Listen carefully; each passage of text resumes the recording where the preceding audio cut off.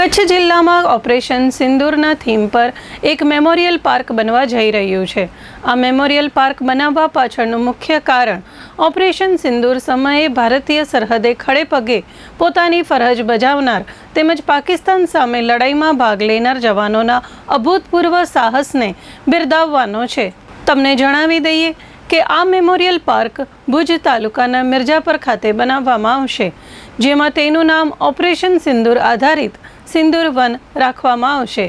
Park વિશે માહિતી આપતા કચ્છ જિલ્લાના પશ્ચિમ વિભાગના વન સંરક્ષક હર્ષભાઈ ઠક્કરે જણાવ્યું કે આ મેમોરિયલ પાર્કમાં વિવિધ વિભાગો બનાવવામાં આવશે, જે ભારતીય સૈન્યના વિવિધ વિભાગો, આર્મી, નેવી, એરફોર્સ, આ ઉપરાંત બોર્ડર સિક્યોરિટી ફોર્સની થીમ પર હશે।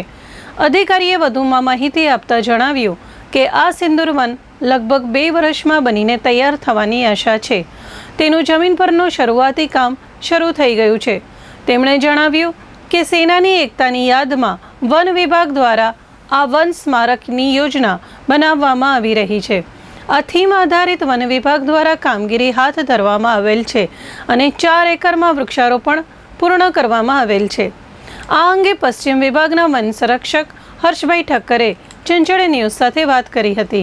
જેમ આપણે સૌ જાણીએ છીએ તેમ ભારતીય થલ સેના, નૌસેના તેમજ વાયુસેના દ્વારા તાજેતરમાં જ ઓપરેશન સિંદૂરમાં જે શૌર્યગાથાનો આપણે સૌએ અનુભવ્યું અને તેમને સન્માન આપતા તેમજ પહેલગામ હુમલામાં જેઓએ પોતાનો જીવ ગુમાવ્યો છે તેઓને શ્રદ્ધાંજલિ અર્પિત કરતા માન્ય વડાપ્રધાન શ્રી તેમજ માન્ય મુખ્યમંત્રી શ્રી ગુજરાત રાજ્યના સ્વપ્ન સમાન સિંદૂર વન પ્રોજેક્ટ જે મિર્ઝાપર ખાતે હાલ આકાર પામી રહ્યો છે, તેમાં કુલ 8 હેક્ટરમાં ઇફેક્ટિવ પ્લાન્ટેશન થવા જઈ રહ્યું છે, જેમાં મિયાવાકી પદ્ધતિથી 80,000 જેટલા રોપાનું વાવેતર કરવામાં આવી રહ્યું છે।